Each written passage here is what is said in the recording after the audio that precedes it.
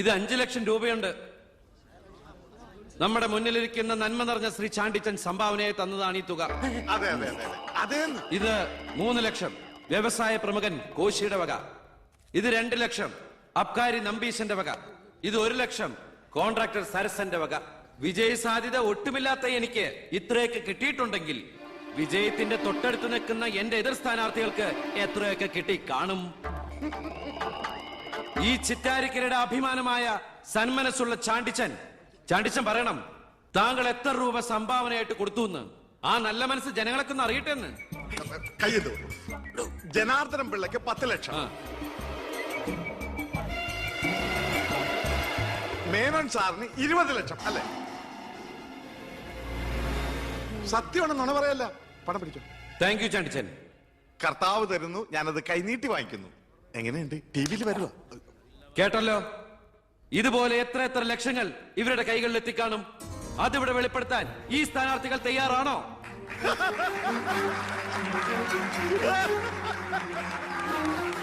ബഹുമാന്യരെ, ഈ പണം കൊണ്ട് എന്റെ പോസ്റ്ററുകൾ അച്ചടിച്ച് ഈ മണ്ഡലം മുഴുവൻ ഒട്ടിക്കാം, ബാനറുകൾ കെട്ടാം, വോട്ടുകൾ വിലയ്ക്ക് വാങ്ങാം. പക്ഷേ ഞാനത് ചെയ്യില്ല. 25 കൊല്ലമായിട്ട് നിങ്ങൾ ജയിപ്പിച്ചു വിടുന്ന ശ്രീ ബാലഗംഗാധര മേനോന്റെ മണ്ഡലത്തിലെ ജനറൽ ഹോസ്പിറ്റലിൽ ഒരു ആംബുലൻസ് ഉണ്ടോ? അത്യാവശ്യ സൗകര്യങ്ങളുണ്ടോ? പ്രിയമുള്ളവരെ, ചാണ്ടിച്ചൻ തന്ന 5 ലക്ഷം രൂപ ഇവിടുത്തെ ജനറൽ ഹോസ്പിറ്റലിന് ആംബുലൻസിനും മറ്റുള്ള സൗകര്യങ്ങൾക്കും വേണ്ടി ചാണ്ടിച്ചന്റെ പേരിൽ ഞാനിത് ഇന്ത്യ വിഷൻ ഏൽപ്പിച്ചുകൊള്ളുന്നു. ഞാൻ സമ്മതിക്കൂല. സുഹൃത്തുക്കളെ, ബാക്കിയുള്ള ഈ തുക പാവപ്പെട്ട കുട്ടികളുടെ പഠിപ്പിനും ഭക്ഷണത്തിനും അതുപോലെ ആരോരുമില്ലാത്ത വൃദ്ധജനങ്ങളുടെ സൗജന്യ ചികിത്സയ്ക്കുമായി ഈ തുക തന്ന ആളുകളുടെ പേരിൽ തന്നെ ഞാനിത് ഇന്ത്യ വിഷന് കൈമാറുന്നു. ജയ് ഹിന്ദ്.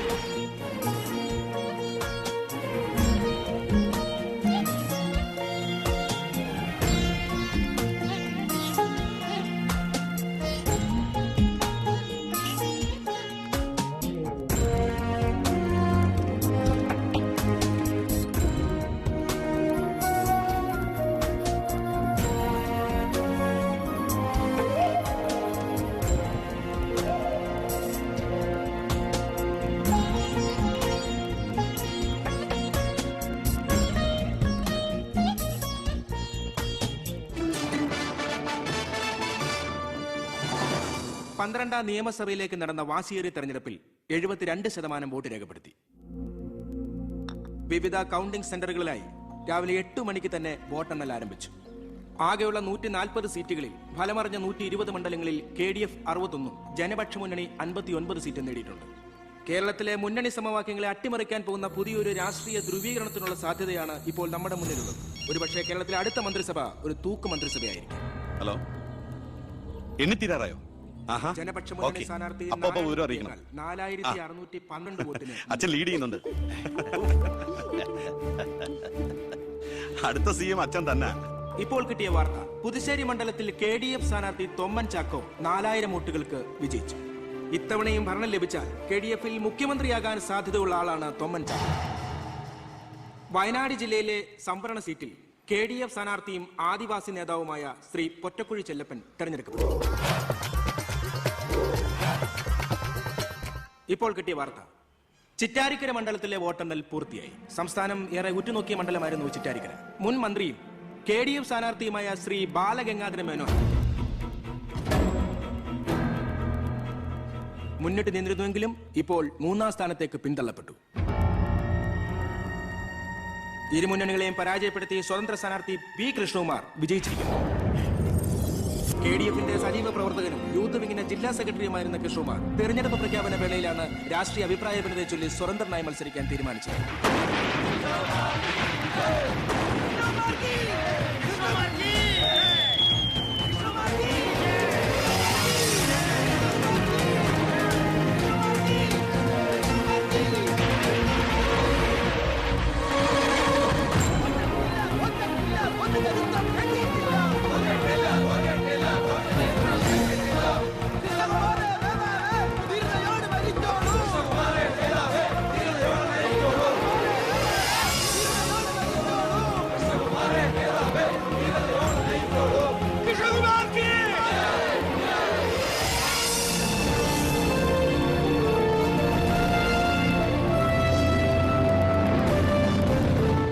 നമസ്കാരം. പ്രധാന വാർത്തകൾ. തെരഞ്ഞെടുപ്പ് ഫലം പൂർത്തിയായപ്പോൾ വ്യക്തമായ ഭൂരിപക്ഷം ആർക്കും ലഭിക്കാത്തതിനാൽ കേരള രാഷ്ട്രീയം അനിശ്ചിതത്വത്തിൽ. ഇരു മുന്നണികളും സജീവ ചർച്ചയിലാണ്. കഴിഞ്ഞ തവണ 100 സീറ്റ് നേടിയ മുന്നണിയാ ഇത്തവണ അത് 70 സീറ്റിൽ ഒതുങ്ങി. അത് നിങ്ങളുടെ ഭരണത്തിന്റെ നേട്ടാ.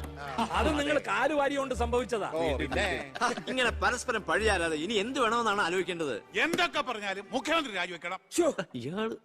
രാജിവെക്കാൻ ഇവിടെ ആരും മുഖ്യമന്ത്രി ആയിട്ടില്ലടോ. നമുക്ക് ഇവിടെ ഭരിക്കാൻ പറ്റുമെന്ന് ഒരു തീരുമാനമായിട്ടില്ല. എന്തായാലും 69 സീറ്റ് വെച്ച് പ്രതിപക്ഷത്തിന് മന്ത്രിസഭ ഉണ്ടാക്കാൻ പറ്റില്ല. പക്ഷേ കൃഷ്ണകുമാർ നമ്മളോടൊപ്പം നിന്നാലേ നമുക്ക് ഭരിക്കാൻ പറ്റൂ. എന്നാലേ 71 തികയൂ. കൃഷ്ണകുമാർ അതിന് തയ്യാറാവോ? സീറ്റ് കൊടുക്കാത്തതിന്റെ ദേഷ്യം കാണില്ലേ? ഞാൻ ഇതിനെക്കുറിച്ച് അവനോടൊന്ന് സംസാരിച്ചു. അവൻ ഇങ്ങോട്ടൊന്ന് വരാമെന്ന അർത്ഥസമ്മതം മൂളിയിട്ടുമുണ്ട്. മേനോൻ മത്സരിക്കണ്ട, മോൻ മത്സരിച്ചാ മതിയെന്ന് ഈ മേനോനോട് ഞാൻ 100 വട്ടം പറഞ്ഞതാ. താൻ കേട്ടില്ല? അതെന്റെ രാഷ്ട്രീയ തന്ത്രം. എന്റെ മകനെ നിർത്തിയിരുന്നെങ്കിൽ പ്രതിപക്ഷം പറയും മക്കൾ രാഷ്ട്രീയമെന്ന്. അച്ഛന്റെ പിൻബലമില്ലാതെ മക്കൾ സ്വയം വളരണം. അവനത് തെളിയിച്ചു. അതിനുവേണ്ടിയാ ഞാൻ എതിർത്തത്. വരണം വരണം വരണം.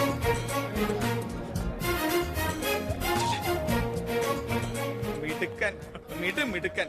എന്നോട് പിണക്കൊന്നുമില്ലല്ലോ. എന്തിന്? ഇത് പൊളിറ്റിക്സ് അല്ലേ? ഇവിടെ വേണ്ടത് സ്പോർട്സ്മാൻ സ്പിരിറ്റ് അല്ലേ? നീ ഇരിക്കടാ. അങ്ങോട്ടിരിക്കേ. വേണ്ട സാർ. കൃഷ്ണകുമാറിന്റെ പിന്തുണ ഞങ്ങൾക്ക് പ്രതീക്ഷിക്കാമല്ലോ അല്ലേ? ഞാൻ പിന്തുണച്ചാലേ KDF-ന് മന്ത്രിസഭ ഉണ്ടാക്കാൻ സാധിക്കുമെന്ന് എനിക്ക് നന്നായിട്ട് അറിയാം. ചെറുപ്പം മുതൽ പ്രവർത്തിച്ചു പോന്ന പ്രസ്ഥാനത്തിന്റെ കൂടെ നിൽക്കാൻ എനിക്ക് സന്തോഷമേ ഉള്ളൂ. പക്ഷെ ഒരു ഡിമാൻഡ് ഉണ്ട്. ആഭ്യന്തരം എനിക്ക് കിട്ടണം.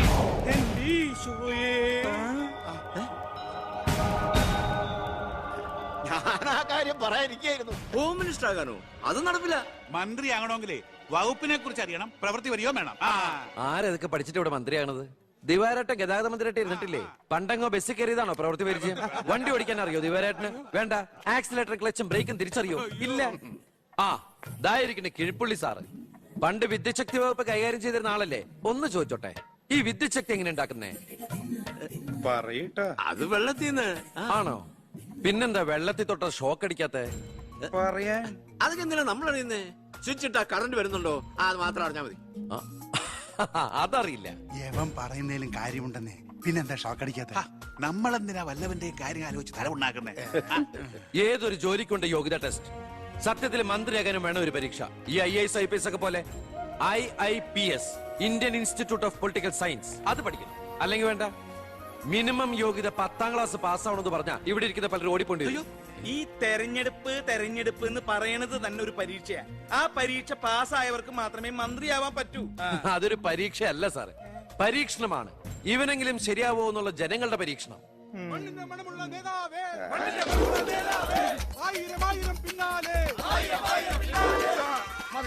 ഇനി നിങ്ങൾ ഇവിടുന്ന് ജൈവിച്ചോ, ഞാൻ പറയാതെ ആരും നിർത്തരുത്. മണമുള്ള നേതാവേ, ആയിരം ആയിരം പിന്നാലെ. എന്തിനാ ഇങ്ങനെ ഓരോന്നിനെ സൃഷ്ടിക്കണേ? അപ്പൊ സാറേ, എന്റെ കക്ഷി മത്സരിച്ച 3 സീറ്റിലും ഞങ്ങൾ വിജയം കണ്ടെത്തി കഴിഞ്ഞു. ഇവരൊന്നും മന്ത്രിസഭയിൽ ആഭ്യന്തരം തന്നെ പിടിക്കാനാണ് എന്റെ തീരുമാനം. എങ്കിലും ഞാൻ ഇറങ്ങാണ്. അയ്യോ പോകല്ലേ, നമുക്ക് ചർച്ച ചെയ്യാം. എന്റെ തീരുമാനത്തിൽ മാറ്റൂല. ഇല്ലെങ്കിൽ വീണ്ടും ഒരു ഇലക്ഷൻ നേരിടാൻ അല്ല, തയ്യാറല്ല. ഞാൻ പറയുന്നു കേക്ക്. തിരക്ക് വേണ്ട, നിങ്ങൾ സമയമെടുത്ത് ആലോചിച്ചിട്ട് മതി. അവൻ പറഞ്ഞതിൽ ഒരു തെറ്റുമില്ല. ആഭ്യന്തരം അവന് തന്നെ കൊടുക്കണം. ആഭ്യന്തരം വിട്ടിട്ട് കാലിരിക്കില്ല. അഭ്യന്തരം എന്ന് പറയാൻ തനിക്ക് എന്ത് യോഗ്യതയാണോ ഉള്ളത്? മന്ത്രിസഭ ഉണ്ടാക്കാൻ അവൻ വേണം. കൃഷ്ണകുമാർ തനിക്കറിയോ? എന്നെ ഒന്നുകൂടെ വന്നേ. അവൻ പണങ്ങി പോയതാണോ? കാര്യം കാണാൻ കഴുതക്കാരും പിടിക്കണം. ഞാൻ ആരുടെ കാല് പിടിക്കണം എന്നാ പറയണേ? തന്റെ കാല് പിടിക്കണോ? തന്റെ മോന്റെ കാല് പിടിക്കണോ? ഞാൻ ആരുടെയും പിടിക്കാൻ തയ്യാറാ. ഒന്നുകൂടെ ആലോചിച്ചിട്ട് പോരെ പക്വതയില്ലാത്ത ഒരുത്തന്റെ കയ്യിൽ ആഭ്യന്തരം കൊടുക്കാൻ. അവന്റെ പിറകിൽ ഞാനില്ലടോ. അവനെ മുന്നിൽ നിർത്തി ഞാൻ ഭരിക്കും. ആരൊക്കെ എന്തൊക്കെ പറഞ്ഞാലും ആഭ്യന്തരം ഞാൻ വിട്ടു തരില്ല. തനിക്ക് കൈയിട്ട് വരാൻ പറ്റിയ ഒരു വകുപ്പ് തന്നാ പോരെ? തരാം. എങ്കിൽ വനം മതി. നമുക്ക് സാവധാനം വെളുപ്പിച്ചെടുക്കാം. അതിന് യോഗ്യതയിലൊന്ന് മാത്രം ആരും പറയരുത്. കാരണം ഞാൻ കാടിന്റെ മകനാണ്. കൃഷ്ണകുമാറായ ഞാൻ നിയമം വഴി സ്ഥാപിതമായ ഭാരതത്തിന്റെ ഭരണഘടനയോട് ഒരു മന്ത്രി എന്ന നിലയിൽ എന്റെ കർത്തവ്യങ്ങൾ വിശ്വസ്തയോടെ മനസ്സാക്ഷിയെ മുൻനിർത്തി നിർവഹിക്കുമെന്നും ബി കൃഷ്ണകുമാർ ആഭ്യന്തരമന്ത്രിയായി സത്യപ്രതിജ്ഞ ചെയ്ത് അധികാരമേറ്റു. ഗവർണർ നരേന്ദ്ര ഷെറാവത്ത് സത്യവാചകം ചൊല്ലിക്കൊടുത്തു. തൊമ്മൻ ചാക്കോ മന്ത്രിസഭയിലെ ഏറ്റവും പ്രായം കുറഞ്ഞ മന്ത്രിയാണ് ബി കൃഷ്ണകുമാർ.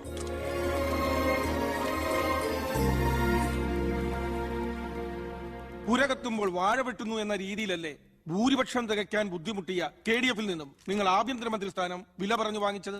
എനിക്ക് കിട്ടിയ അവസരവും ഉപയോഗിച്ചു എന്നുള്ളത് ശരിയാണ്. അത് പക്ഷേ എന്റെയും കുടുംബത്തിന്റെയും സാമ്പത്തിക ഭദ്രത അരക്കെട്ടുറപ്പിക്കാനോ അധികാര ദുർവിനിയോഗത്തിനോ അല്ല, മറിച്ച് എനിക്ക് കിട്ടിയ ഈ അധികാരം ജനനന്മയ്ക്കായി വിവേകത്തോടെ ഉപയോഗിക്കാനാണ്. അച്ഛനെതിരെ മത്സരിച്ചപ്പോഴുണ്ടായ മാനസികാവസ്ഥ?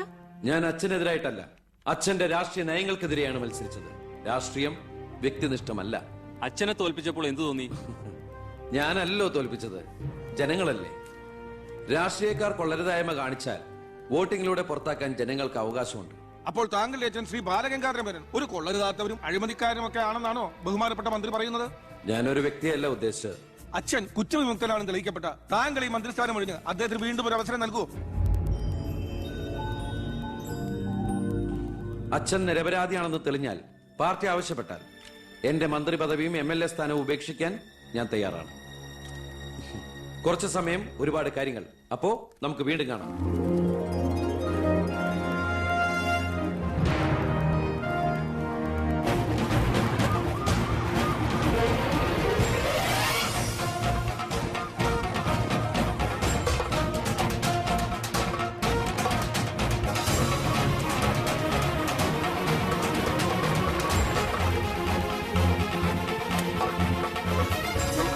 സോറി, ആവശ്യത്തിലേറെ ചോദ്യങ്ങൾക്കുള്ള ഉത്തരം ഞാൻ പറഞ്ഞു കഴിഞ്ഞു.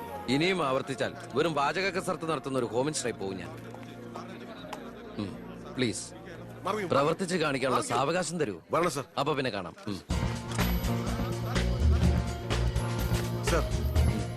സാർ പറഞ്ഞില്ലേ കറപ്ഷൻ ഇല്ലാത്ത ഓഫീസേഴ്സ്?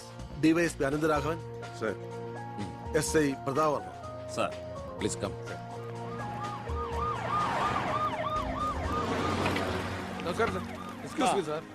ഈ മന്ത്രിസഭ കാലാവധി പൂർത്തിയാക്കും. ക്യാബിനറ്റ് മീറ്റിംഗ് കഴിഞ്ഞിട്ട് പറയാം. 5 കൊല്ലം ഞാൻ ഇവിടെ ഉണ്ട്.